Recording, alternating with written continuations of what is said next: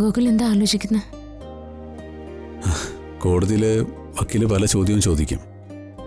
സച്ചി പറയുന്നതാണ് ശരിയെന്ന് സ്ഥാപിക്കാൻ ശ്രമിക്കും. ഏത് ചോദ്യവും നേരിടാനുള്ള ധൈര്യം താൻ സംഭരിക്കണം. ഒരിടത്തും താൻ പതറിപ്പോകരുത്. പാവം ഗോകുൽ, എനിക്ക് ഓർമ്മ തിരിച്ചു കിട്ടിയില്ല എന്ന ധാരണയില്ല എന്നോടിങ്ങനെ സംസാരിക്കുന്നത്. സച്ചേൺ ഇവിടെ വന്ന് പറഞ്ഞതെല്ലാം സത്യമാണെന്ന് ഗോകുലിനും അറിയാം. പക്ഷെ ഗൗരിമോൾക്ക് വേണ്ടി അതെല്ലാം മറച്ചു വെക്കുക.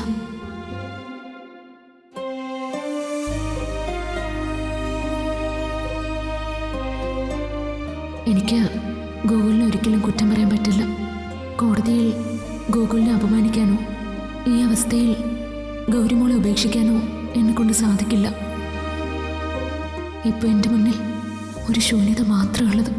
നാളെ വക്കീലിന്റെ ചോദ്യങ്ങൾക്കുള്ള ഒരു ഉത്തരവ് എൻ്റെ കയ്യിലില്ല.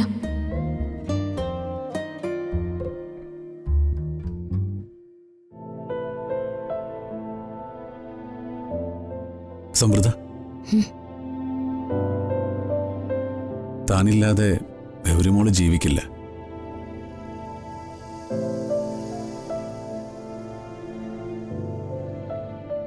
ഡോക്ടർ പറഞ്ഞത് ഓർമ്മയില്ലേ? ഗൗരിമോളുടെ ജീവൻ അവളുടെ അമ്മയുടെ കയ്യിലാണെന്ന്. കോടതി നിൽക്കുമ്പോ താൻ എൻ്റെ മോളുടെ മുഖം മാത്രം നോർത്താൽ മതി.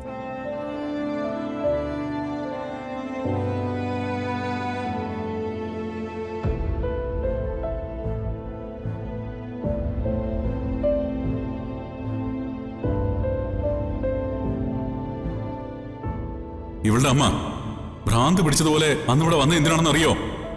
അവരുടെ മോളെ കാണാൻ. ആ അമ്മയ്ക്കറിയാം വിവാഹിതയായ സ്വന്തം മോള് നിങ്ങളുടെ മകന്റെ ഭാര്യയായിട്ട് ഈ വീട്ടിലാ താമസിക്കുന്നതെന്ന്.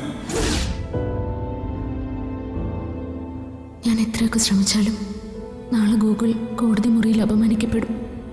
കഴിഞ്ഞ 10 വർഷമായി മറ്റൊരാളുടെ ഭാര്യയെ സ്വന്തം ഭാര്യയുടെ പേരിൽ താമസിപ്പിച്ചിരിക്കുന്നതെന്ന് കോടതിയിൽ ഏറ്റു പറയേണ്ടി വരും.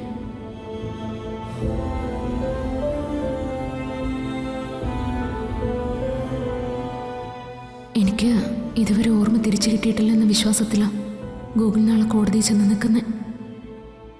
ആരതിക്ക് സത്യം അറിയാം. ആരതി അത് കോടതിയിൽ വിളിച്ചു പറഞ്ഞാൽ ഗോകുൽ തകർന്നു പോവും. ഞാൻ കാരണം കോടതി മുറിയിൽ ഗോകുൽ അപമാനിക്കപ്പെടാൻ പാടില്ല. അതിനൊരു വഴിയേ ഉള്ളൂ. ഈ കേസ് നാളെ കോടതിയിൽ വിളിക്കാൻ പാടില്ല.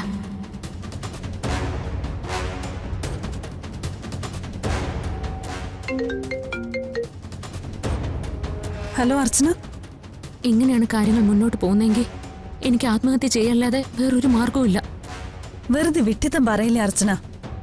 എല്ലാ കാര്യങ്ങളും ഞാൻ ആരതിയോട് തുറന്നു പറഞ്ഞതല്ലേ. ആരതിക്ക് മാത്രമേ ഇപ്പൊ എന്നെ സഹായിക്കാൻ പറ്റൂ. അല്ല, ഞാൻ എങ്ങനെ സഹായിക്കണമെന്ന് അർച്ചന പറയുന്നേ? കോടതിയിൽ നടക്കാനിരിക്കുന്ന ഈ വിചാരണ ഒഴിവാക്കണം.